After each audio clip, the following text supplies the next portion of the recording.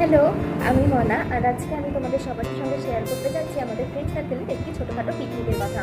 আমাদের পিকনিকটা শুধু ভাগের টাকা দিয়ে হচ্ছে না, যে যার সামর্থ্য মতো বাড়িতে যা কিছু রয়েছে সেই সমস্ত কিছু নিয়ে আসছে। যেরকম আমি গোটা গরম মশলা নিয়েছি, কাঁচা লঙ্কা নিয়েছি, শসা নিয়েছি, আবার কেউ চাল নিয়েছে, মানে যার যেটা বাড়িতে আছে।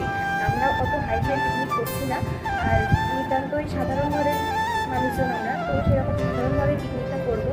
তো ফুল পিকনিকে কী কী হলো না হলো সেই সমস্ত কিছু শেয়ার করার চেষ্টা করব।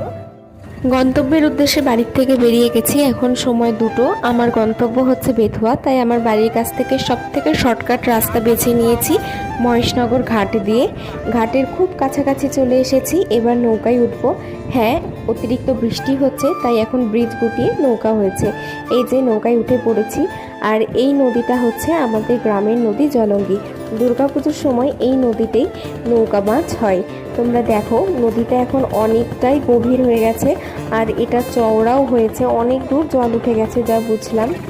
মাঝ নদীতে এখন চলে এসেছি।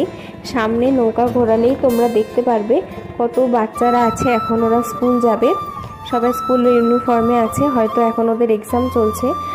আমি আজ পর্যন্ত কোনোদিনও একা একা নৌকায় ঘাট পার করার সাহস দেখাইনি। এই জীবনে প্রথমবার বান্ধবীদের সঙ্গে দেখা করার উদ্দেশ্যে প্লাস নিজের ডেডিকেশানে ভয়কে জয় করে চলে এসেছি। এখন আমি যে জায়গাটা আছি, অর্থাৎ মহেশনগর ঘাট পার করে যে জায়গাটা, এই গ্রামটার নাম হচ্ছে বীরপুর। এই গ্রামটা পার করার পরেই আমার গন্তব্যস্থল বেথুয়া। বেথুয়া থেকে কিছু দূর এগিয়ে গিয়ে রেলগেট পার করে যোধপুর গেলেই আমার পিকনিক